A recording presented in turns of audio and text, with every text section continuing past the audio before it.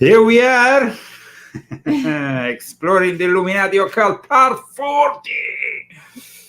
40. Aleister Crowley, the Great P666.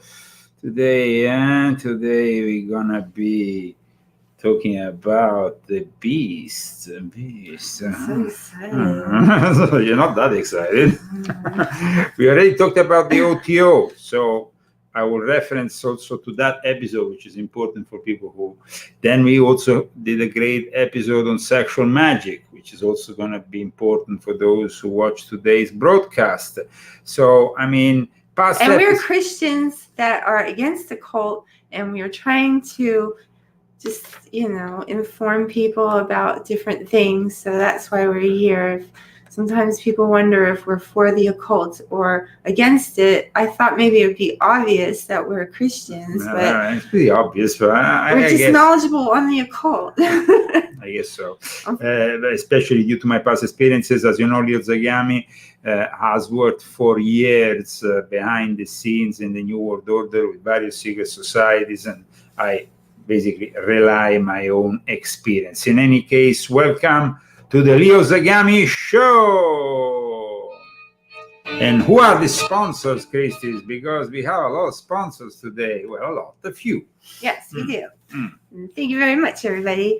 Philippe Belair and Margarizada Minta. Sorry. You are butchering this name. No, but I did it. I did it. Can I read it? Can I read it? No. Okay. Corey Chavez, Kavin Fathi, Bruce Kodish, and Anonymous, GTW Anonymous. Thank you very much for your donations and for everybody that bought the books. Malgarazzata Minta. Sorry. It's fine. No, it's an Italian name, but of course we are thanking all our sponsors because you are... It's a very pretty name. Absolutely. You are supporting us. You are also helping us. Thanks to you, we have been able to expand our broadcast with more streaming channels, with a better studio equipment, with a new camera. Thank you. Thank you so much. Because you and Bruce Kodish, of course. Bruce Kodish, yes. Bruce. And they're all lovely people. And we encourage you to sponsor our broadcast.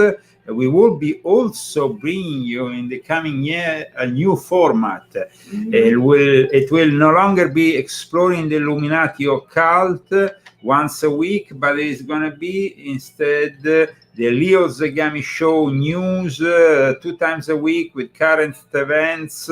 So get ready because we are definitely...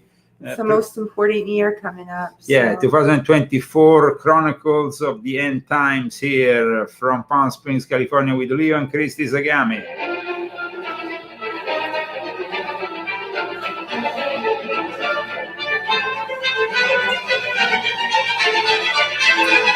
It's going to be the year hopefully we'll get... No, you're going to get it. I'm going to get... You don't say hopefully. I don't say hopefully. My citizenship. I will be voting for the first time. And I will be voting in the most important elections in American history.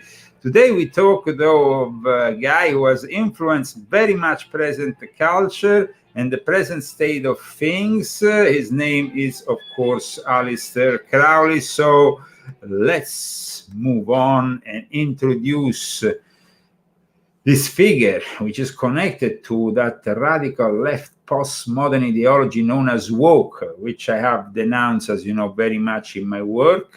And it's the same ideology that is pushed so much by today's media, the corporations, academia, and most institutions that are trying to simply push on us in the West this woke business. But where does it come from? It comes from a guy called Aleister Crowley, born in 1875, the year in which they also founded the Theosophical Society. He died in 1947, and he is somebody who has influenced more than anybody else occultism in the past let's say 120, 130 years, a high-level member of the Illuminati who, of course, joined the occult milieu when the Theosophical Society was at its peak. And so a lot of people involved in theosophy supported him in one way or another, and he was a high-level member of the Illuminati, which at one point contacted him with Theodore Royce, and he joined at that point an organization called the Ordo Templi Orientis, and he was very active in French Masonry. French Masonry is mostly the Egyptian rites, but it's considered, as you know, irregular by mainstream Masonry. It's mostly, it's more occult, let's say, in nature. And Crowley, who after his first experience with the Golden Dawn, which was really when he started with secret societies, he started also to receive all these recognitions from these various secret societies, and then ultimately this fringe rite, which is the ancient and primitive rite of Memphis and Mizraim. And his diabolical fame was deliberately created and cultivated from himself. You know, he was promoting himself with this mysterious and diabolic figure. Of course, to my surprise, aside from my own books, I couldn't find much acknowledging his influence on modern culture, and for that reason, I invite you to check out Volume 8 of my Confessions, which really, I think, gives us a very important idea of how much influence there is in today's cinema, in today's entertainment in general, in the music business. I mean, when you have a guy, for example, like the guy who sang Mr. Crowley, Ozzy Osbourne, who is a groundbreaking figure in both reality shows and in the music business. I mean, just to give you a name.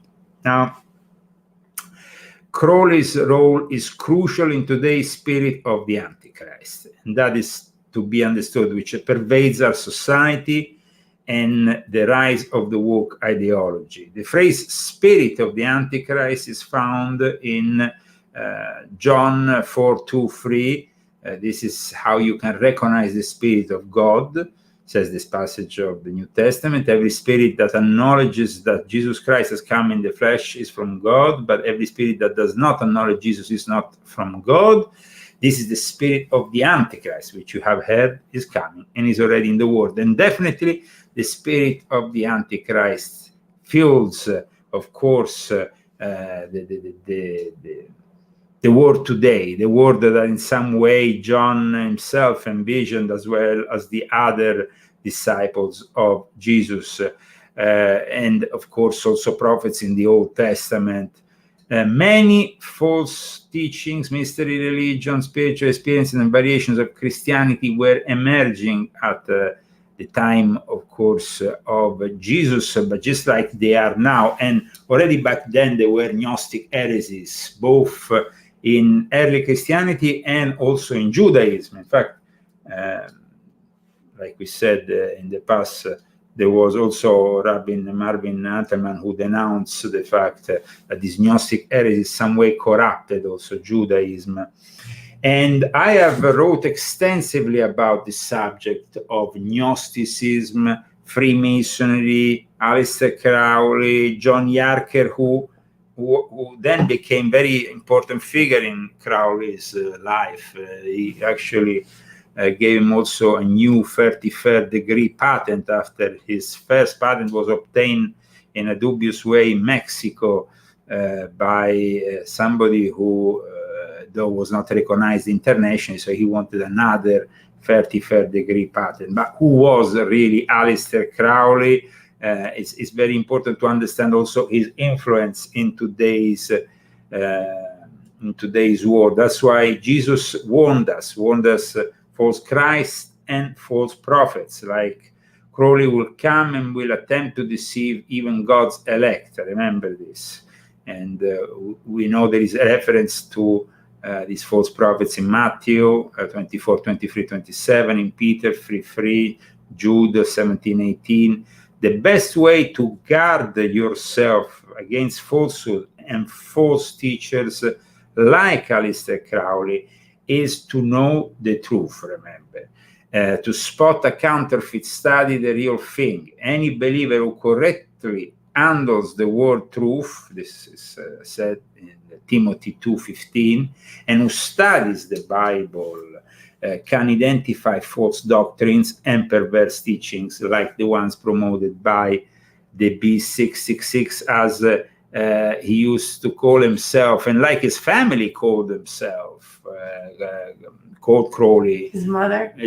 I mean, they came from a very particular background, the Plymouth Brethren, and this is a particularity of Crowley, his upbringing. You see, Crowley was born in a place called Leamington Spa, and I had a very particular experience in Leamington Spa, which actually connected me to Crowley when in the late 90s I was working in this place called Royal Leamington Spa, where Crowley was born. I was working there as a DJ, and something particular happened.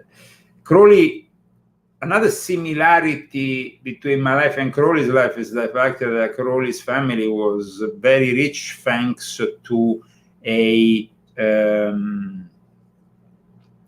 brewery. Mm-hmm. And my family, as you know, had a brewery in Manchester. He was also recruited into British intelligence. Now, we don't know the extent of this,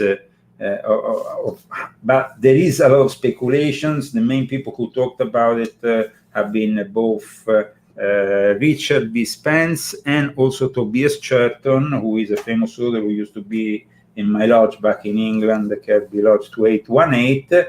And here, as you see, I always have some books to reference that now I'm going to pass on to Christy regarding this connection in particular with this fundamentalist Christian Plymouth Brethren. They were a non-conformist Christian movement whose history can be traced back to Ireland, and that's why Crowley had always a particular connection, he claimed, with Ireland. At one point, he even, when he was in New York, at one point he pretended he was basically giving up on his English passport and throwing it in the water, and making this region in front of the Statue of Liberty, but in reality it was just an empty envelope.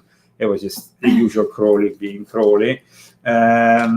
He was definitely a particular figure, and he would die, though, an heroin addict in 1947.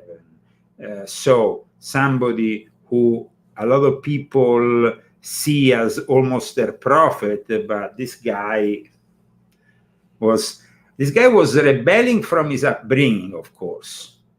That was very strict. But there was also some particularities about his upbringing, and so I thought that it could be interesting to read these first two paragraphs, if you can, Christy, of this book. Okay. God, Country, King, and Lodge. Edward Alexander Crowley, sorcerer, prophet, spy, and wickedest man in the world, first revealed himself on October 12, 1875, in Royal Leamington Spa, a pleasant mid-England town near Stratford-on-Avon. The new arrival, dubbed Alec, was the firstborn and only surviving offspring of Edward and Emily Crowley. Through commoners, the Crowleys were well off, in most respects solid members of the Victorian middle class. Edward Crowley originally owed his prosperity to a share in the family brewing and eatery enterprise, but he had diversified, investing shrewdly in waterworks and land reclamation. Edward Crowley's secure finances permitted him to pursue his heart's true calling, preaching the gospel. And now, let me interrupt you a second. Now, I personally don't have that money that was inherited from the brewery. But for example, my grandmother, who inherited, she was well off and she could dedicate herself to the same kind of things that Crowley dedicated himself. Yeah. In fact, it was actually my grandmother who introduced me to Crowley. That was pretty interesting thing. My grandmother, who had been working for the British intelligence, who had been so open about sexuality and living sex openly, and Crowley was the guy really who has inspired these people. But please continue, because I think that there is more here. Okay. Most of the Crowley kin were Quakers, already nonconformists, but he and Emily adhered to a small, recently formed evangelical sect, the Plymouth Brethren. The Quakers thought the Brethren a bit fanatical. The apocalypse-minded, the Quakers for the Brethren. the apocalypse-minded Plymouth Brethren anticipated the imminent end of the world with smug satisfaction, if not outright glee. They rejected the official church and most other forms of Christianity as misguided and hellbound.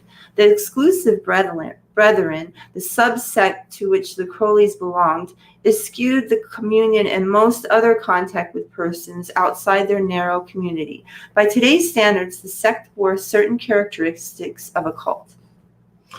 Sounds like it. Definitely. And that was the background that Crowley had. Crowley that became an adventurer. He was also very much into climbing. He was a controversial figure, though. Even during his days as a climber, he was said to have left some people die up in the mountains, and that was never really forgiven in the Himalayas, where he was. So he was never really forgiven by the climbing community. This is a description made upon his arrival in December 1940 in New York by the New York World, and this is how they describe: master magician reveals weird supernatural rites. Okay. Aleister Crowley, who recently arrived in New York, is the strangest man I've ever met. He is a man about whom men quarrel. Intensely magnetic, he attracts people or repels them with equal violence. His personality seems to breed rumors. Everywhere they follow him. One man to whom I spoke of him lauded Crowley as a poet of rare delicacy, the author of Hail Mary, a garland of verses in honor of the Mother of God. Another alluded to him as an unsparing critic of American literature. Another knew him as the holder of some world records for mountain climbing. Still another warned me against him as a thoroughly bad man, a satanic or devil worshiper steeped in black magic, the high priest of Beelzebub. An actor knew of him only as a theatrical producer and as the designer of extraordinary stage costumes. A publisher told me that Crowley was an essayist and a philosopher whose books, nearly all privately printed, were masterpieces of modern printing. Among his works is a voluminous treatise on the history and practices of magic, representing an immense research and erudition, the authoritative book on the subject. By others, he was variously pictured to me as a big game hunter, as a gambler, as an editor, as an explorer. Some said that he was a man of real attainments, others that he was a faker. All agreed that he was extraordinary. So a lot of controversy around this figure, and it's very complex to understand, if these people were simply critic of him being eccentric, or he was really such a evil and wicked man. There is a lot of indications that he definitely wasn't a great man. There is a lot of indications in his private life, also what happened with Rose Kelly, with his first wife, that at one point he just left with a kid that sadly will die of illness. Then Crowley kind of got upset later on, blaming Rose Kelly, but in reality he should have been the one who was blamed. Aleister Crowley's history, like I said, begins with the Plymouth Brethren, but the Plymouth Brethren had also somehow links that go beyond just the religious world, and they are indicated as being in some way connected also to the political and to the political world. So, Christy, here there is a couple of paragraphs from Spence, which I think you should, from here to here.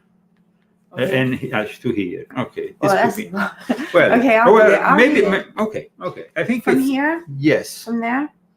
Yeah. Well, I think actually, let's see. Let's go from here. Okay. Actually, if we make it earlier, we can do it from here. All right. While Crowley's adolescence was typically rocky, he did note some bright spots. One was an older Scottish cousin, Gregor Grant. Crowley credits Grant with exposing him to the works of Robert Burns and Walter Scott and turning him into a romantic Jacobite. That is a partisan of the Stuart dynasty that had lost the thrones of England and Scotland almost 2 centuries before. As we will see, their reaccession remained a viable cause for some. The Celtic influence moved Aleister, that's what they call him, Aleister, to adopt the moniker Aleister in place of his given name, though he never effected a legal name. Grant also encouraged Crowley's interest in climbing. In July 1894, for instance, they ascended the Devil's Chimney, a small but treacherous chalk pinnacle near Beachy Head. Another positive early influence was Aunt Annie, the second wife of his uncle Jonathan Crowley. In some ways, she was his mother's substitute. Annie was well educated and active in the Primrose League. Named for Disraeli's favorite flower, the League was an auxiliary of the then dominant Conservative Party, which Lord Randolph Churchill, father of Winston's, helped found. You want me to read more? So where are you now? Right here. No, this other. Okay. The Plymouth League may have facilitated Crowley's introduction to clandestine work. Modeled on the Orange Order, the secretive fraternal hardcore of Irish Protestantism. So you see here there is a connection with Ireland. A connection that goes from his family background into the Plymouth Brethren, into this the auntie who was involved with the Primrose League, and at that point these are the connections that apparently will bring him into the intelligence world, as well as, of course, also in the occult world, an experience that, of course, he manifested after his first experience with the Golden Dawn, opened to him many possibilities, because Samuel Liddell MacGregor Matters became his mentor in 1898 when he joined the Hermetic Order of the Golden Dawn. And this mentor will introduce him to the Goetia.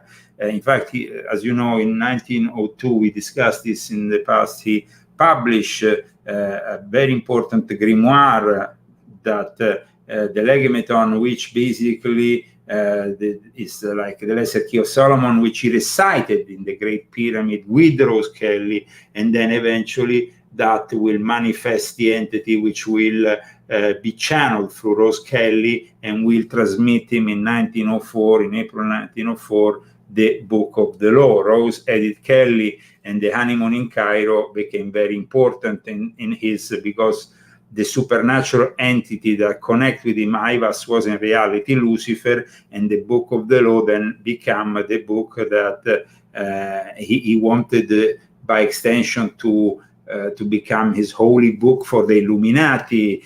Soon after that, the OTO will connect with him, with Theodore Royce, who saw that he had in his publications talk about certain secrets regarding sexual magic, and that he actually knew were also the secrets of his order. So he said, why don't you join us and you become a member? So that was what, and then at that point, though, the whole war effort, the First World War, his time, Crowley spent the First World War in the United States, basically, and then he was very much connected with the Germans, who in a way could have been German spies, and so he had a very ambivalent, aside from his libertine lifestyle, he had a very ambivalent also way of approaching his work with the British intelligence service. Is kind of a double agent we are talking about. Crowley was definitely somebody who is nowadays seen as a leader of the counterculture, but we need to understand his influence, and that's why I opened up this show by talking about his influence. And nowadays, of course, with Crowley being so popular on the internet, you see, he wasn't that popular until the 80s. But what happened was almost prophetic, because when he's regarded, who at one point was, as you know, involved with Crowley, brought out with Pierre Stevenson this edition of The Legend of Aleister Crowley. It was, he said something that I would like to, in his epilogue, which I find very interesting, which is actually a reference to the Book of the Law. And he almost saw the 80s like the years in which Crowley will, because it's true that Crowley was extremely influential in the counterculture of the 60s, but he will be even more influential, as I showed in Volume 8, in the counterculture of the 80s. Is that because of the heavy metal music? No, absolutely not. No? We are talking about from the Boy of Boy George, inspired by, of course, the Wild Boys of William Burroughs, who himself was inspired by Aleister Crowley. There is a lot of nuances and more subtle influence that is given from the whole of the music business towards their appreciation of Aleister Crowley. Of course, we all know that in the 60s that appreciation would become known thanks to Sgt. Pepper Lonely Hearts, the cover of the Beatles, and that. But here in this epilogue of Crowley, here it says, with the 80s upon us, you know, the 80s cover and base. So he was talking about with the 80s upon us. At one point, he mentions a passage here. I don't remember if it was at the end. You see here, right at the end, you can read it here. I lose my place. Yes. No worries. My hope still remains that the legend of Aleister Crowley and the books that Crowley wrote will not remain merely for a discerning few, but that their effects will ripple outwards again and again to fertilize an age that quite evidently is about to undergo eclipse. As his Book of the Law said, which he himself never quite understood, I am the warrior lord of the 40s. The 80s cower before me and are biased. Okay, we shall see. So the citation is from the Book of the Law, and it's, you see, I am the warrior lord of the 40s, because let's remember also that his tremendous influence in those lodges in Germany of the Illuminati that eventually will elect him as Grand Master for the world of this OTO in the middle of the 1920s in Germany. Well, the influence of Crowley is pretty obvious also in Adolf Hitler, who was called by some people involved in Crowleyanity a prophet of Crowley's will. You know, it was actually Adolf Hitler who promoted the idea, you know, that the will is everything, is very powerful, and of course is conquering everything through the will. The will was something that he did also with the cinematography of that filmmaker, which I showed also an image here in Volume 8 of my confession, that filmmaker. But I would like you to read this little passage here, this paragraph here. From the Beast? Yes. But the Beast was not wholly dependent on British largesse. In the wake of America's joining the war, his collaboration with the Yankees increased, or he claimed. In another passage, later deleted from Confessions, he boasted that the Department of Justice used me to the full and helped me in every possible way, and to my astonishment, almost amounting to collapse, they were even grateful to me for what I did to help them. Supposedly, he caged enough money out of the Americans to pay off his debts. Crowley's very dubious activities, and this is Leni Riefenstahl and Adolf Hitler in Volume 8 of my confessions, and basically she's the one who made the triumph of the will. But remember that in that unholy text that was channeled to Aleister Crowley in 1904, it says, love is the law, love under will. The will is central to Crowley's philosophy. That's why apparently at the end of the war, in 1945, when they entered Berlin, they found a temple of Aleister Crowley Thelema in an office of a high-level SS officer who basically, who was. So there is this element that was important to underline. Now, I think that today Crowley's philosophy is very much present in today's world. In his twisted philosophy, his main motto was "Every man and every woman is a star," and we saw how Hollywood really manifested this thought, no? And in fact, in Volume 8 of my Confessions, I also gave Crowley's comment upon the people of Hollywood, which he himself thought they were degenerate and degenerate. That must be a compliment. If Crowley tells you that you're a degenerate, then it must be. Then he had this other motto, the main motto: love is the law, love under will. The ultimate law of the Illuminati to act according to our will, the will of our true self. And in doing so, this is the highest form of love for the Illuminati. Basically, love yourself more than anyone else. Everybody loves themselves now. Well, that's because they're manifesting the spirit of the Antichrist, and Crowley was the spirit of the Antichrist. Basically, following Crowley's teaching, those who interfere with our will or try to stop are our enemies, and we are entitled to destroy them no matter what. Crowley basically put the individual rather than God at the center of the universe, and as the definer of reality and moral action. As the Illuminati always wanted since 1776 and the foundation of the Order of the Illuminati, ultimately man had to substitute God. However, because it became his own God, that's why then he defined the high, he wrote this motto for the high degrees, Deus est homo, God is man, basically. And he received the Book of the Law from Ivas, but in reality, like his assistant Kenneth Grant said, it was Lucifer. That was the entity that channeled this Book of the Law. Today, if you think about it, the same idea is central to the postmodern ideology of the woke left. For libtards, the ones that go around brainwashed, marching for this war, this other war, not knowing anything about it, just brainwashed idiots. What counts is the self-perceived identity and their feelings amongst everything. No?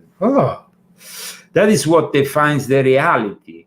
And within the absolute relativism of their ideology, that reality is above the objective reality most of us believe we share. Above reason and science, you have, of course, their reality, their theories. If they believe something... That men can have babies. Yeah. And you have to believe in them. Otherwise, So they invite us to live our own truth, not the truth. Our own truth. You can't. The truth is the truth, and it's not your own truth. It's God's truth. This is why Crowley was so influential. He gave the possibility: do what thou wilt, do what you want. Basically, should be the whole of the. Believe what you want should be the whole of the law. Remember, that is the starting point here. So this is the ideology that serial killers embrace. Well, it is, but think about what we're talking about here. Here we're talking about Aleister Crowley. We're not talking about the guy influenced people like Charles Manson, as well as people like I just said, probably even Adolf Hitler could have been partly inspired by these occult beliefs that were materializing more and more in our society that are no longer the occult beliefs. Because, see, In Crowley's philosophy, postmodern radical left ideology puts the individual at the center of the universe, as the definer of reality, elevating themselves into a new God. As the religious fervor suggests that they are the gods. So the main difference is that Crowley's philosophy, though, was built for a few audacious seekers and initiates, and it will inevitably bring you in contact with the forces of darkness. But it was a few initiates. Now, a situation is different, because it is supposed, it was supposed to be occult knowledge. But now this radical left postmodern ideology instead pushes Crowley's centrality and sacredness of the individual on the masses in a superficial, materialistic, and incoherent way. And so the empowerment of the individual becomes empowerment of the ego. So affirming itself in a triumph of narcissism, exhibitionism, and victimhood. Now this is almost like bringing to the next level, because Crowley was trying at one point into the abbey of Thelema in Sicily to kill his ego, and every time he would say I, he would cut himself, or anybody in the abbey would have to cut themselves. So there wasn't anymore I, it was always we as a collective. He wanted to have that. Social media, though, have been definitely an ideal vehicle for this moral poison to spread. And the path of Crowley can be dark and dangerous, but there is wisdom that can be grasped, of course, if you manage to survive, like me. I survived the OTO, I survived and rejected, of course, of those beliefs. But I was cursed, I went through ordeals that are, of course, all described very well in my books, starting from volume 1, volume 2, and so on. But it's like, I will not advise anybody to do the same experience, because it was definitely a very dark experience. And so I wouldn't suggest to anybody. I mean, we did this research, but I also, I suffered as well. I spent a long time in a bad place because of this place that this stuff took me. So, I wouldn't suggest it either. I mean, you can learn it here, but I wouldn't do my own research, not now. I mean, things are too dark to bring all this stuff. And in the past, you were curious to study Israel Regardi. You read a lot of books by Israel Regardi. I was really naive. And I mean, as I was reading these books, my life took a nosedive. I mean, everything in my life seemed to be negative. Everything that was coming to us was negative. And then the curses and stuff, because then you open yourself to all this other stuff. It's just not worth it. I mean, it really isn't, to open yourself to all that. Because every time you open one of those books, you're opening your whole, it's like with meditation, it's the same thing. It's not actually like, the meditation might make you relaxed and everything, but it's what you open yourself up to when you're in that meditative state. And if you have a lot of control, maybe you can control all of those entities that, you're bringing into your aura. But a lot of people don't realize that, and I was one of those people that didn't realize that. So I guess one thing is like Crowley himself, if he did his path on his own without involving anybody, would have been probably irrelevant. But because he did it within the context of the Western initiatic system, of the Ordo Templi Orientis, of the AA, which he created also, which was another occult fraternity, which is different from the OTO, because it's more like you're dealing only with one person at a time, which is basically the person you have initiated, and the initiated then initiate somebody else. It's like a chain, but you never really have an order, a system like the OTO, which has lodges. It has what is defined as an oasis, a camp, a lodge, and this is different because, like I said, it's part of the Illuminati network, and for that reason we need to address Crowley as somebody who was trying to explore the darkest of darkest paths within, though, it wasn't just a loose cannon. He was hanging out with British aristocracy, people from high level of the intelligence service, of course, in Great Britain, but also in other countries. He wasn't simply a guy who you can deem eccentric or out of his mind. No, he was actually accused for this reason of actually following an ambivalent life. On one side, he was portraying himself, they say, as an occultist, but in reality, he was using that also as a cover-up for his own intelligence activities, gathering intelligence. They say that even when he chose the Abbey of Telema in Sicily, he chose the Abbey of Telema because it was, it's in front, next to Palermo, near Cefalù, all the ships pass in front of there. We are in the Mediterranean in a period in which, of course, we just had a world war. There was a lot of tension, and eventually he would get kicked out by Benito Mussolini.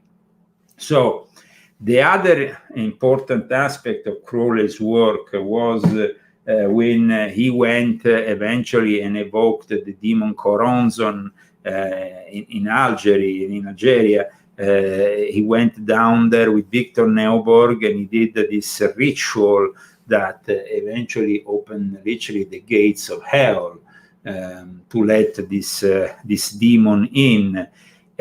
Now, you can be skeptic about these things, but the times coincide, and after his opening of these gates, there was the First World War, there will be a Second World War, and now we are, of course, emanating as a society which has, of course, embraced fully Crowley, because you only need to put on Netflix and see how much Crowley has influenced our society. Netflix seems like, these days it's all filled with all that occult stuff, either exposed to you in a very obvious way or either in a more sinister and secretive way. So Crowley is influential, like I said in Volume 8 of my Confessions, for many musicians, for many film directors, and for a lot of the culture that in some way we embrace these days. In fact, this interview here, very interesting interview made a few years back to the now deceased Kenneth Anger. Kenneth Anger, as you know, I knew Kenneth Anger, and Kenneth Anger was not somebody who ever met Crowley, but he was a disciple of many of Crowley's disciples, like Jane Wolfe's and others. So he said some interesting things here regarding Crowley and what is going on also in the world today. So this is the question, this is the answer to Kenneth Anger. The question given by Gavin Badley, who is a priest also of the Church of Satan, aside of being a journalist. Okay. Do you believe in Crowley's vision of the world going through a trinity of aeons? I think it makes as much sense as anything else. I'm quite prepared to accept that Christianity has had its day in over 2,000 years and is now in its twilight. You see how these people are definitely portraying themselves as the future of humanity.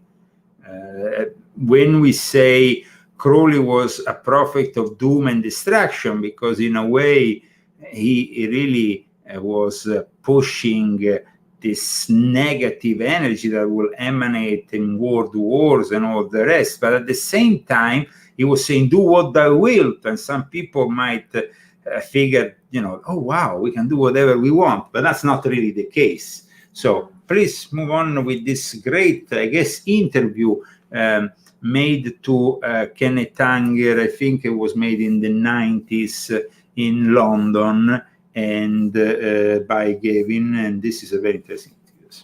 Okay. In other words, all religions go through this kind of cycle, and Crowley said it would be replaced by the Aeon of Horus, who isn't the crowned and conquering child. It will be a much more joyful, life-affirming time. You see? joyful. Of course. So now, how can it be joyful? I mean, you're talking about Horus, Mars, the god of war, because that's really what he identifies with, and you are saying joyful. Joyful what? I mean, you are identified yourself as the beast. You're not identifying as the Antichrist, because last week we did an episode about the Antichrist. But Crowley was very firm about not being the Antichrist, but rather a helper of the Antichrist, a beast. But Crowley also suggests it will be a violent and turbulent time. Horus is a war god, so it has that possibility. But Horus is a war god, he's saying. But this is fighting against ideas rather than physical warfare. As far as physical warfare goes, well, Crowley was in London during the Blitz, and he said it was exciting, but it was exciting. He said it was exciting, but a sheer waste. Exciting, but a sheer waste. Well, sheer waste. Of course, it was all destroyed, so it is a sheer waste. My mother was also there during that period. Do you think that Crowley... She still talks about it? Yeah, she does. She talks about World War II like it was yesterday. And the bombs, and she had it on the table and whatever. Okay. Do you think that Crowley's influence will continue to grow? That is the question made to Kenneth Anger, who was, by the way, he died recently, a filmmaker, but also a high-level OTO member, a 9th degree.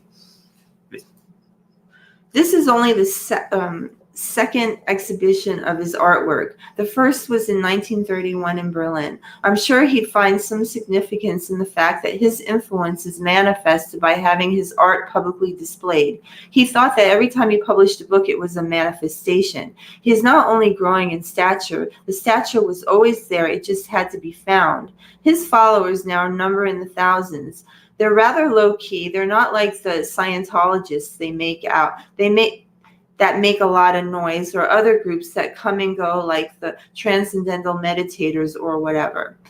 The interesting thing about his followers is in the quality of the people.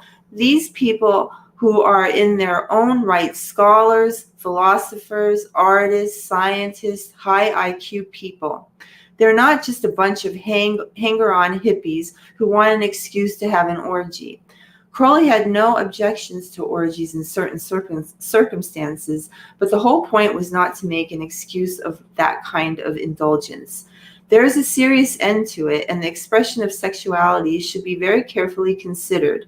Even what he called self-expression or masturbation shouldn't be indulged in just for relief or fun. It should be thought of as a giving over to the god of Pan. Okay, this is important, and I think it was good to have a clear idea, no? Now, these days, I see only darkness in all this, and in radical left postmodern ideology and what it's doing to society and to individuals, with serious risk of being used as a vehicle also for future totalitarian oppression, or to cause a decadence that is profound enough to possibly enable the rise of a far-right authoritarianism of the Fourth Reich, promoted as the Fourth Industrial Revolution by Klaus Schwab, Yuval Noah Harari, and all those Davos Illuminati, like I explained in Volume 7 of my Confessions. Now, for these folks, all that counts, people like Harari, it's their own self-perceived identity and their feelings. They don't care about anybody else. That is what defines reality for these people. And within their absolute relativism of their ideology is above the objective reality most of us believe we share, above reason and science. But if you really, like I said, you don't conform, then you get demonized. So you enter the philosophy of do what thou wilt, promoted by Crowley, and you imagine a freedom-loving path. But that's not the case. As these brainwashed idiots from today's counterculture who love him and praise him and are all marching blindly towards Cyber Satan's dictatorship because they are very much embracing transhumanism, embracing anything trans, if you know what I mean. fine. A lot of members of the OTO these days are actually transsexuals. This is the higher levels of the OTO. And Crowley, who was a Satanist and an occultist, by the way, also a very positive idea of Islam. Islam inspired to some extent Thelema. He wanted to really learn about Islam. Crowley basically went to India, to Egypt, Algeria, and Tunisia, and he often expressed admiration and fascination for Islamic culture, which he compared favorably to other religious traditions. Now, and ultimately inspired very much his own religion of Thelema, also in the prayers they do every instead of going towards Mecca and praying towards Mecca, they pray towards Boleskine. He kind of manipulated the ideas of the Islamic path and molded them into his Thelemic path, more than he included Christian ideas even.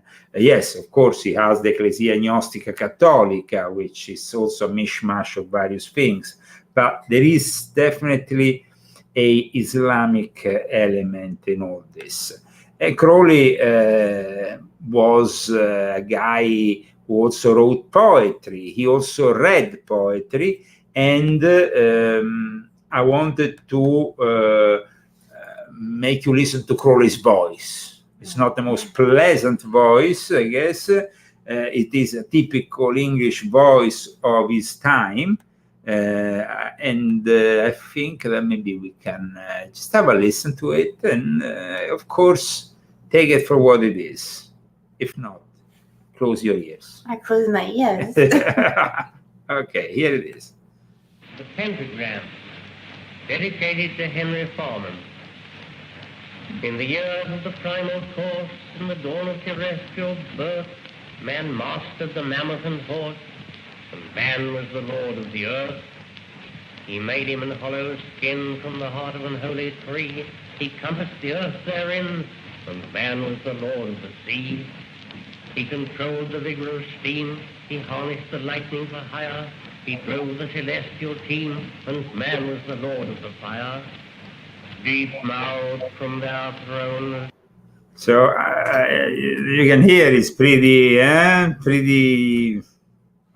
how you want to define it? I don't know. Scary. The old English style voice. No, he's just gross. That's basically, he isn't scary. He's just gross and disgusting. It's definitely But he probably make that into a compliment. Yeah, and I would love If you called that. him disgusting, Oh, he'd you probably love love it. Absolutely. He's Absolutely. so gross. And you go, ugh. Yeah, no.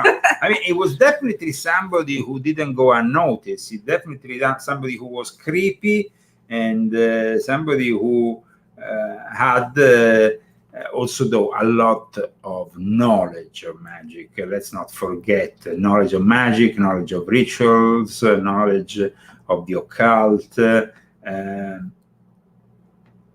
He wasn't ignorant. So what happened was here during the last decade of the 19th century, we're talking about this. This is how, his also adventure with the OTO starts. And I would like you to read this from John Simmons, the great beast. At times this biography is criticized by other people, like, for example, Israel Regardie, which we cited earlier, because they think that John Simmons was being overly critical of Crowley. I actually think that he was being pretty honest here. Sexual magic in Victoria Street. During the last decade of the 19th century, there traveled about the East in search of esoteric knowledge a wealthy iron master and high-grade mason called Karl Kellner. From one Arab and two Indian yogis of the Tantric school, their names have come down to us as Solomon ben Ahifa, Bahima Sen Pratap, and Sri Mahatma Agama, Guru Paramahamsa. Okay. I stopped you a second before. Okay, these are the alleged mystics who inspired the OTO, the very foundation of the OTO. in between 1902 and 1904. And these were basically the mystics that inspired this guy called Karl Kerner, who then also was involved with Franz Hartmann, with Theodor Reuss, and here, of course, they're all cited as being grandmasters of the rites of Memphis and Mizraim, of the ancient and accepted Scottish rite.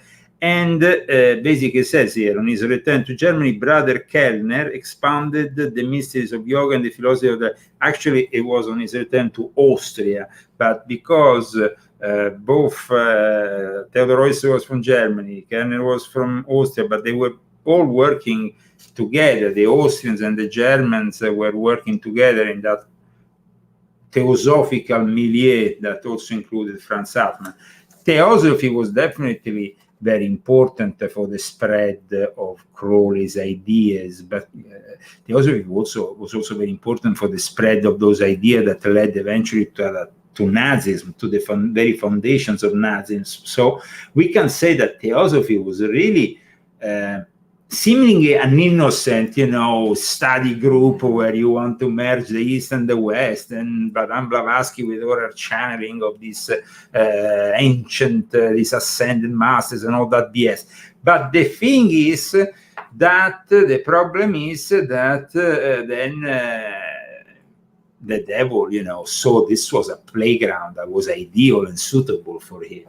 And so all these evil things really grown out of the Theosophical Society. And you can read more about the involvement with Nazism and the Theosophical Society in Volume 7 of my Confessions, where I talk extensively about it, also because later on I talk about the occult background of the Davos Illuminati elite of Klaus Schwab and company. The situation at the moment in the world is manifesting the spirit of Aleister Crowley. Yeah. Unfortunately, we see him in a lot of things, and it's not like somebody says, why Babylon Akkad is so important for Thailand? Because his part is actually a figure which is referenced in the Book of the Law. It's part of the Book of the Law. So the Scarlet Woman is part of the Book of the Law. Crowley himself made himself the prophet of this new satanic Luciferian religion, which basically is then part of this Ecclesia Gnostica Catholic, which is the ecclesiastical arm of the OTO. Crowley simply wanted to become something more than a writer or somebody who even dedicated himself to sexual magic, because when they went to him and they said, our order possesses the key which opens all Masonic and Hermetic secrets, Crowley joined this whole thing, like he joined other things before. But then when he saw that that could be actually the vehicle for him to promote himself, they let him actually go on and continue. Other orders will probably, expel them and say, you need to leave. Instead, he actually said, no, I can help rewriting the rituals of the order. And then, of course, he rewrote them in his image, and all based on the Book of the Law and on the worship of Crowley himself. So Crowley was thinking himself as a wizard, but at the same time also as a prophet. He had this idea that the dark side needed a prophet. The dark side, just like you have prophets for God, you have prophets for Satan. And the false prophet. And false prophet, of course, and absolutely the false prophet. And he was a false prophet in his in what he was trying to push. Here, for example, one point, he is basically ascending in one of his occult rituals in which he wants to arrive to become the Ipsimus. So here, read this paragraph. The last one? Yes, here. I will. I will invoke insanity itself, but having thought the truth, I will not flinch from fixing it in word and deed, whatever come of it. 9:34 p.m. As God goes, I go. 10:50 p.m. I am back at my desk, having done the deed before the Scarlet Woman as my witness. I swore to keep silence so long as I live about the fact of my attainment. The Scarlet Woman is not thus bound, of course. Having taken the oath, he described himself as in samadhi, a state of the highest bliss, detachment, and enlightenment. He was nameless nature, Hegel's pure being, and like Hegel's pure being, contained within himself the absolute. There is nothing higher, there is nothing more. Crowley was in samadhi, and Crowley was God. So that's basically, totally satanic. This absolutely. I mean, but it's important to understand the level. Now, did we read this part yet? I don't. This is very important. I don't know. Okay, I think I did read that, this part, but I can read it again if you want. But it's important. Do you think Crowley's influence will continue to grow? This is only the second exhibition of his artwork. Okay, this I read read. that. I read But that. here, there is this question here. Last question here. Okay. That's one of the less palatable aspects of his creed, isn't it? Turning pleasure into duty. Enjoyment is a very flexible word. If it's just getting off with someone else, Crowley said there should be a deeper side to it. In fact, he had similar philosophy to D.H. Lawrence. They were parallel thinkers in the new paganism. Between Lawrence, Nietzsche, and Crowley, they were seeing a post-Christian world. So they wanted to see and then later promote a post-Christian world, which of course then, as the people who have read this book know very well where all this is leading us. Yeah. There is, of course, a manifestation, also we discussed it in the past, in the 1920s, all those extraordinary films that came out in Germany that we discussed, and who was hanging out in Germany in the 1920s, and who was actually hanging out with the producers of some of those films, including Nosferatu. It was him? Aleister Crowley. Oh. So you have Metropolis, you have Nosferatu, you have the Faust, you have basically, and then you have the one that gave the word to algorithm, Algor, the one that we mentioned from the 1920. These films came out at the time in which Crowley was literally bringing his satanic influence over Germany. But of course, Crowley then died in 1947, and just a few years later, those people of the Beat that will give birth to the Beat generation in that Beat Hotel in Paris, including Barrows, including Guys, and including Carroll, all those people, of course, they were all connected to the ideas, and they loved what Crowley was trying to do. In fact, they were very much inspired by Crowley. And that was very important also for the 1960s, that saw a full manifestation of Crowley in the world of music, especially in particular. People like the Rolling Stones, of course, wrote their sympathy to the devil, Mick Jagger, and of course this was Kenneth Anger in the film Invocation of My Demon Brother, 1968. That was really the moment. And then of course Kenneth Anger and his film later on, Lucifer Rising. And then, of course, you have Crowley and the cover, which I also include in Volume 8 of my Confession, Sgt. Pepper and Lonely Hearts, the cover of the Beatles record with Aleister Crowley here, of course. And he he was very much present in the so-called counterculture of the 60s. We had all this, so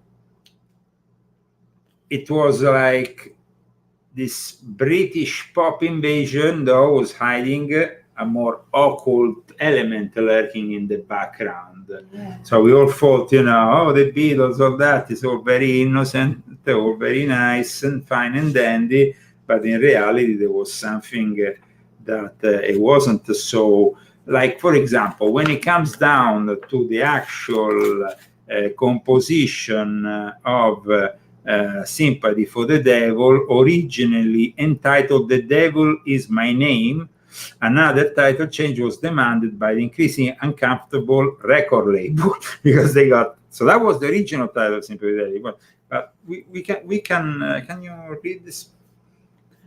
The song is simultaneously sinister and seductive as Lucifer in the classic mode of the Romantics.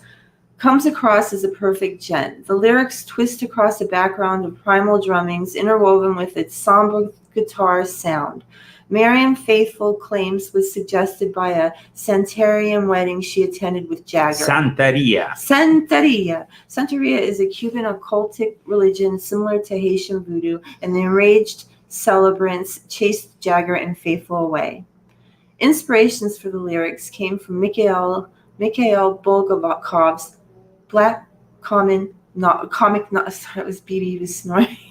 My dog was just snoring. Now I don't know where I am. Okay, Black comic novel, The Master and Margarita, in which a mischievous philosophical Satan visits Russia to mock the artistic community and the Stalinist state in which they thrive. Okay, so of course the popularity of Crowley started to increase, especially in the age of the internet.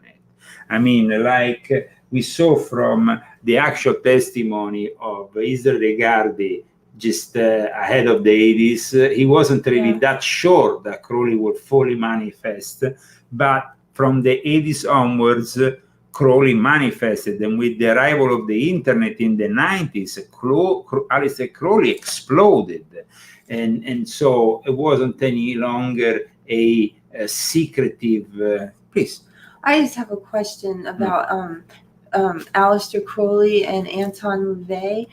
Because when you talk about the 80s, I always think about Anton LaVey and his Anton LaVey. Okay, but Anton LaVey was somebody who followed Crowley in the early 60s, who became acquainted with the first OTO lodge, I think was there in Berkeley, that then later on would become the Grand Lodge of the OTO. But he didn't like this. I mean, he thought it was too complex for the common man, and he wanted to do something more down to earth. At the same time, he himself wanted to become the protagonist of this new satanic revival, and that's why he eventually founded the Church of Satan in 1966, and on top of that, he wrote the Satanic Bible, which became a much bigger bestseller than any of Aleister Crowley's books, second only to the Bible as sales here in the US at one point. That's crazy. That is what Anton LaVey did. Anton LaVey was somebody connected to Kenneth Anger, was somebody connected to Roman Polanski, was somebody connected to all these people who though wanted to bring, Crowley to the next level almost. However, at one point, Michael Aquino, who of course was very close to Anton LaVey and who was the only one to have participated to an occult ritual involving the spirit of Marilyn Monroe, which is really far out stuff. But in any case, you can read about this in Volume 8 of my Confessions. Well, Michael Aquino then went back into the more complex Gnostic Crowleyan references when he inaugurated his own Temple of Set. Okay. The Church of Satan is more basic. Okay. is, like, he didn't want to be so complex, so gnostic, so Luciferian. He wanted to simply be, like, giving the common man the idea this is Was a church of Anton Satan. LaVey like very smart, or was he stupid? He was very smart. He was? He was very smart, but at the same time, I don't think that he had the same kind of culture and occult preparation as Aleister Crowley. Michael Aquino different. Michael Aquino probably was just as bad as, and he was of course an intelligence officer. But Anton LaVey apparently had collaborated with the FBI, and he was also a collaborator of the intelligence services. So Anton LaVey was also somebody who people way too easily dismiss as being just, an eccentric, or in the 60s, both Satanism in that picturesque and way. But apparently, on one side, he was doing the more commercial, public Church of Satan masses. On the other, he was doing the much darker ones that still go on to this day, that more closet, real Satanists that sacrifice human beings, even children do. Though, he officially never did any of that. Apparently, he also officially didn't say he believed in Satan, but in reality, in private, he believed in Satan. So it's all that. It's a little bit like today we have the Satanic Temple. And didn't he beg God's forgiveness on his deathbed and want to be a Christian? Anton LaVey, yes, he died in a him. Catholic hospital, and he got really scared at the end of his life. I wonder what he saw. Definitely. But then we have people like Michael Aquino, who died without ever repenting, and who were very much into that theosophical mindset. In fact, when I spoke with Aquino, he was always talking to me about the Theosophical Society. He was obsessed with the Theosophical Society. And so that also makes me understand the importance and relevance to this day of the Theosophical Society, which these people use as a platform to then reach new heights of depravity, of perversion, of Satanism, So we are, of course, discussing today Aleister Crowley. Aleister Crowley, incredibly influential in the music business, in the cinema business. Already, I think the first film that probably he influenced was this film here that came out in also in the 1920s, Rex Ingram, The Magician. But also, we know, of course, of his influence with Led Zeppelin and with Jimmy Page, who, of course, has one of the biggest collection of Crowleyanity in the world. And many times I witnessed with my own eyes a communication between the Grandmaster of the OTO in England and Jimmy Page. If they needed the things like, paintings or things of Crowley, he will always bother. So Jimmy Page, definitely an active figure, not only a musician. Then we have Hubbard, that somebody's bringing out, which was a member of Aleister Crowley's lodge in California with Parsons. And when actually Crowley died, he said, "My very good friend Aleister Crowley." There is actually a public recording of him saying that. So we are talking about the founder of Scientology, and who is another, how is it? If this is a tree, it's another branch of the same tree, unfortunately.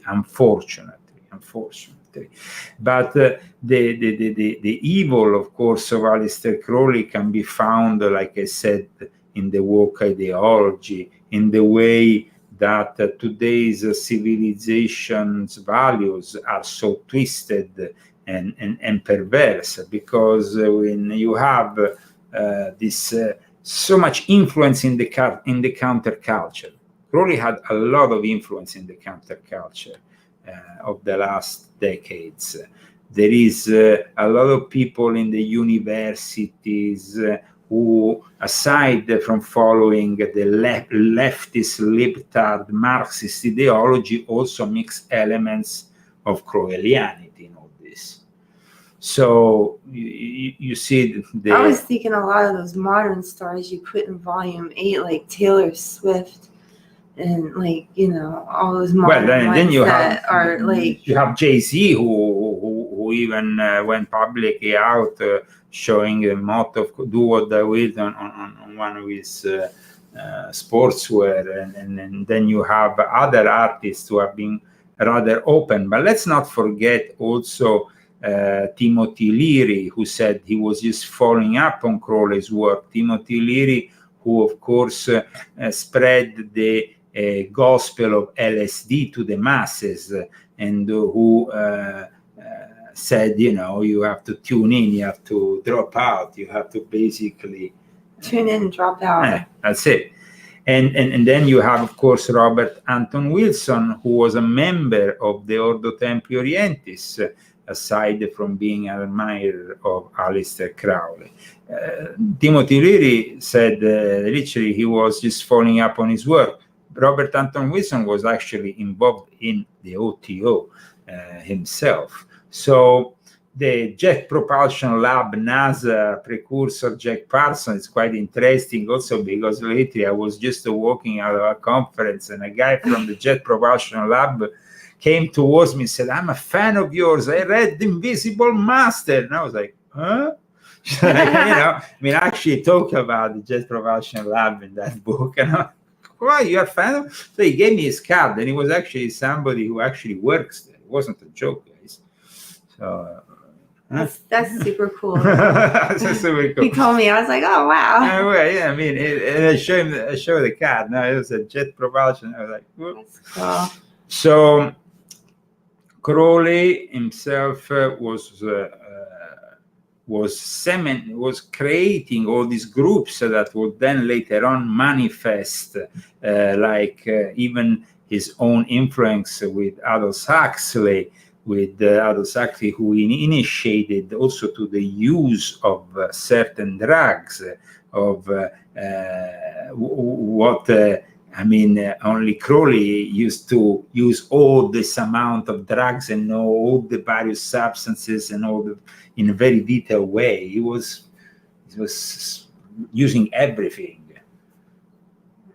So I mean, he actually. It's not surprising. And Aldous Huxley, of course, was working with the Tavistock Institute, and so we can imagine that the whole of the Tavistock Institute, in some way, being in Great Britain, active in the period of Crowley was alive. That was when it was created.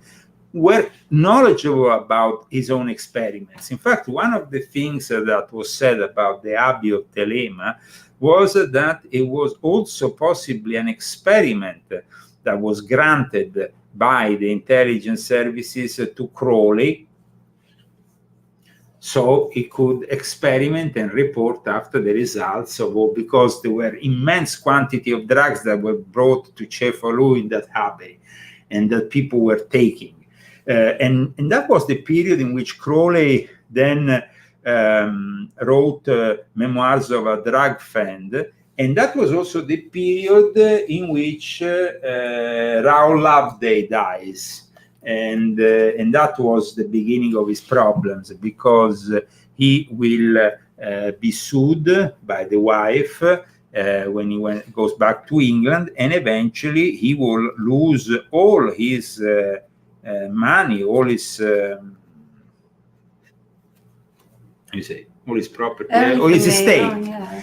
In fact, one thing that people don't know is that the present OTO, one of the things they did in the 90s was to rebuy Crowley's estate for £4,000.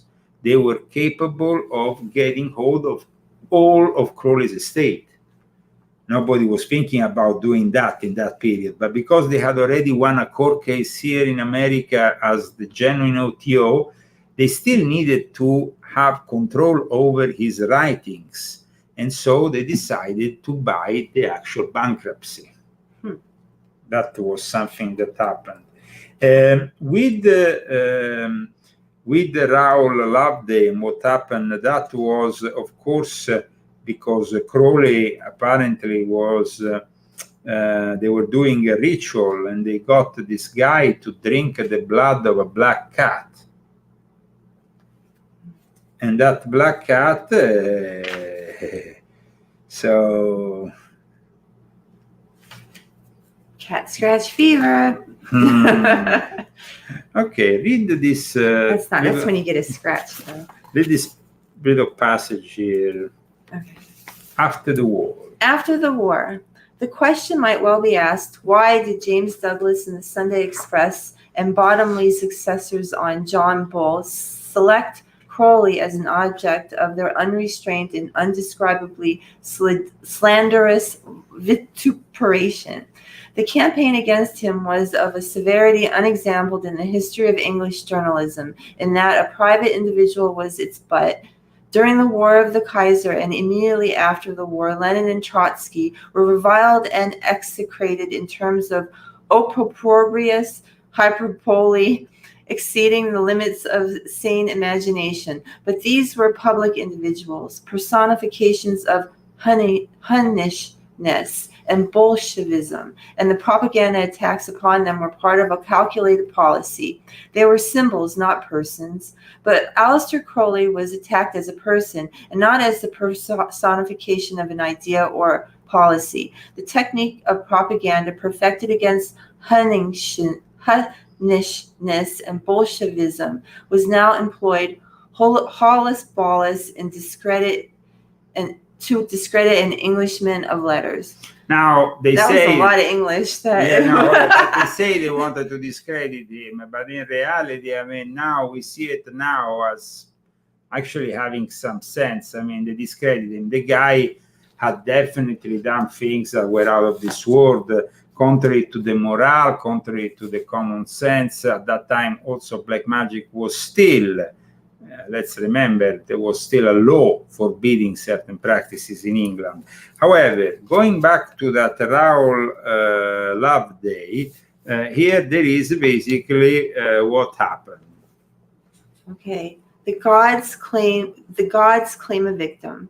In the summer of 1922, an Oxford undergraduate called Raoul Loveday, his real Christian names were Frederick Charles, married an artist model known in London's bohemian circles as Betty May Loveday.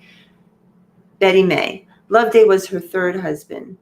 The ring slipped from Raoul's nervous fingers and rolled into a corner of Oxford Registry Office, an evil omen, exceeded only by a mysterious ectoplasmic-like outline of a young man lying horizontally above Raoul's head in a photograph of the married couple taken in the gardens of St. John's College on the afternoon of the same day. It was as though the form was asleep or dead, and the arms were raised slightly behind the head, while the head dropped gently to one side, said Betty May. Earlier, there was another untoward incident, presaging disaster. Raoul was a talented, intelligent, if somewhat unbalanced young man of 23. Egypt, the land of magic, fascinated him. He dragged his fiancée around the galleries of the British Museum and introduced her to the mummy of a royal priestess of Amun-Ra, and he told Betty a legend. Amun-Ra, lord of the thrones of the earth, had brought destruction upon all those who had offended him. Betty smiled then, suddenly. She put out her tongue at the high priestess. Raoul, horrified, seized her arm and hurried her away from the scene of her blasphemous act. Okay, so she stuck her tongue out at it. Okay, here is basically depicting how this guy was very much attracted to the knowledge, the occult knowledge of Aleister Crowley, and eventually, even if his wife didn't want him to go to Sicily, he will go. So that was at the end, just to synthesize, because we don't have much time now. Of all the modern poets and thinkers, Raoul loved Aleister Crowley best. For the last 2 years, he had been making a particular study of his works. He wanted to meet the beast immediately. Betty refused to go with him. She had also seen Crowley once at the Café Royal in 1914 and had not been favorably impressed. Maybe she foresaw the fact that he would die there. know. And this is basically, at one point then, the Chinese oracle had told Crowley that the abbey was sinking into the mud. So there was the manuscript of The Drug Friend had been handed to the publishers. For the present, he had no more business in England, so he borrowed the price of his fair home from a Miss Robinson Smith, whom he had met at Austin Harrison's house, and his journey was broken at Rome, where he stopped for 3 days. There, amongst other things, he performed an act of sex magic with an Italian prostitute, whose name he carefully recorded in his little red book and wrote to Raoul, urging him to come over as soon as possible. So there was kind of a lot of complicity with this Raoul Loveday, who became a probationer of the Order of the AA also. Then he talks about him arriving to the Abbey, and then eventually we get, of course, after all the various rituals and all the rest, we get sadly to the event that will bring Raoul Loveday to die on the 16th of February of 1923. And that was when Crowley had consulted also the I Ching a few hours before, and the reply came back, and it was dispersion. So that death of Raoul Loveday will definitely change Crowley's life, because his his lawsuit will bring him to bankruptcy and all the rest. So and there were already attacks from the tabloids, like the Sunday Express we talked about it just a moment ago, and Crowley kind of like was depicted as the most evil man in the world, the most wicked, and all the rest. So with this murder, even if Crowley's victim died from natural circumstances, the Sunday Express was pretty strong in their statements. So here we are.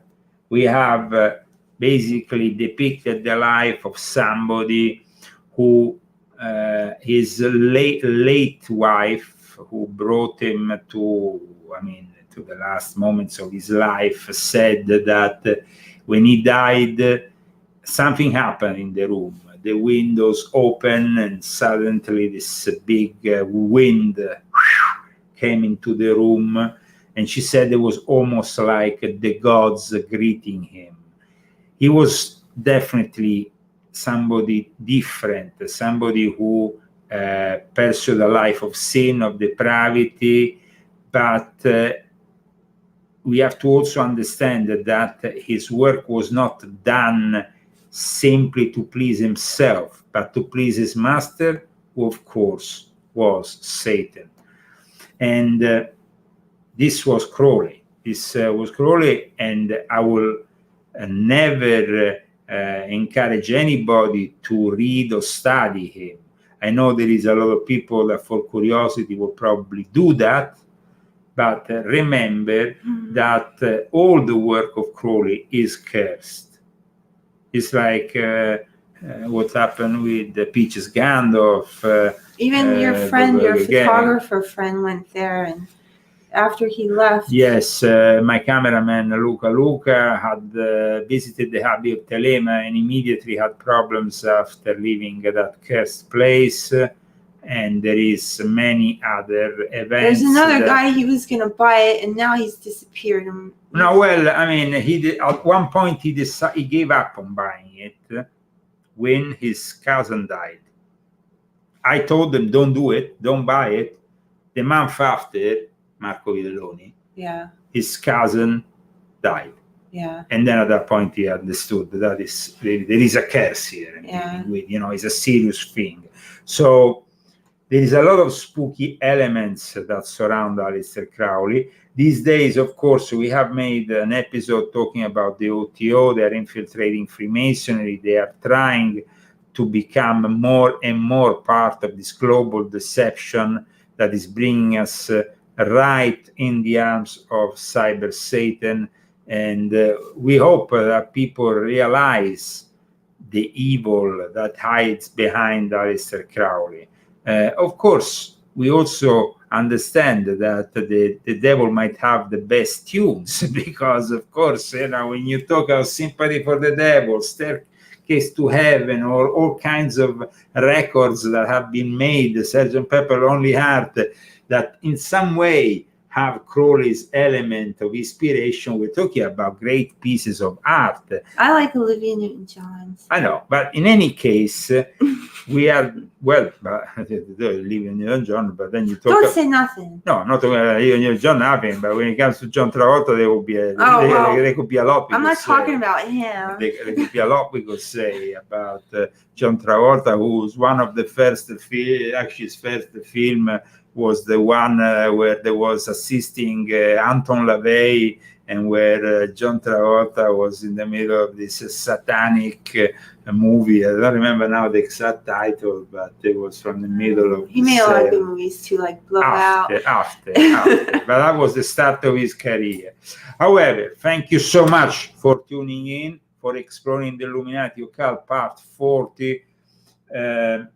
Now we know that exploring the life of somebody like Aleister Crowley in 90 minutes is almost impossible because it's a very extended life filled with events. But I tried to do my best to focus on the key elements. I learned so much. I really didn't understand like this show, like how we were gonna, because we talk about Crowley, but you were really great. Like the way you made this all made us understand that how it's history and how we've come to this point and why we've come to this point and who were the what do you call it, like the people that propelled us here. So I think it's really good. You did a good job, Ray. Thank you so much. Thank you so much. And I mean, Crowley was involved in even in the Lusitania. They brought, the famous ship that went down. There's some involvement regarding Crowley, and there is also his party at the Statue of Liberty. There is so many anecdotes There's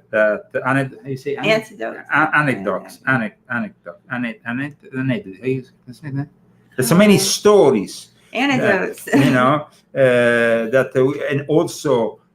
His work with the Alamantra workings, painting the lamb, which actually is a gray alien.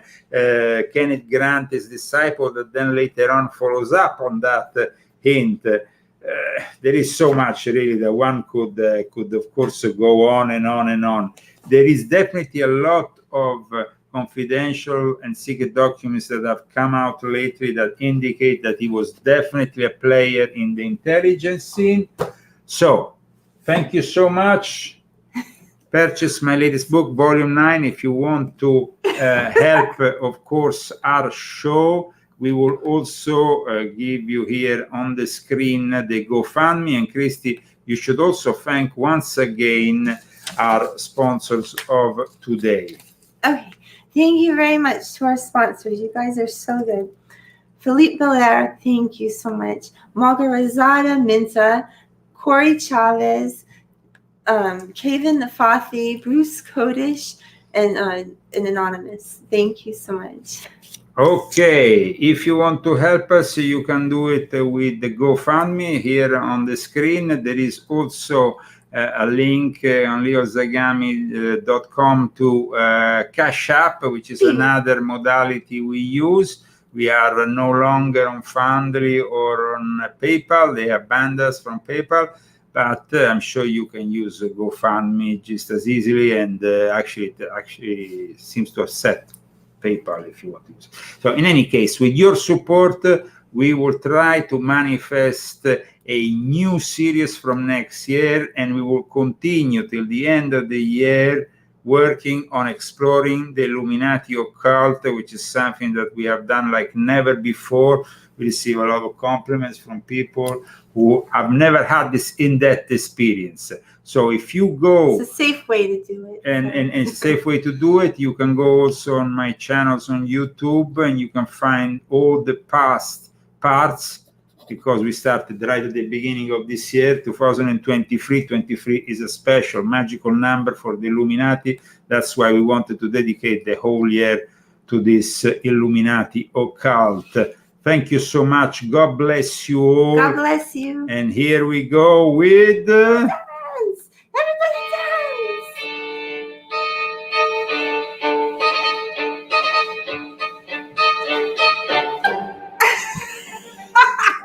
We take off. Woo! Woo! So the computer doesn't take off. And the camera too. Okay. God bless you. Did you see my turkey? I got a turkey. That is my turkey. Wait, let me see. Ah, it's my turkey! Okay, maybe you want to show it. No, they don't care. I mean, it's just a turkey. I got my Thanksgiving decorations. I was so glad that Halloween was over. I bought me a big turkey.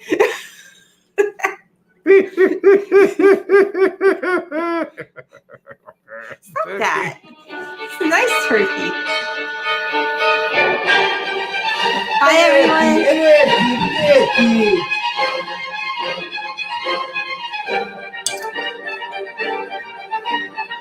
And from Palm Springs, that's all. We see you next week for a little bit more.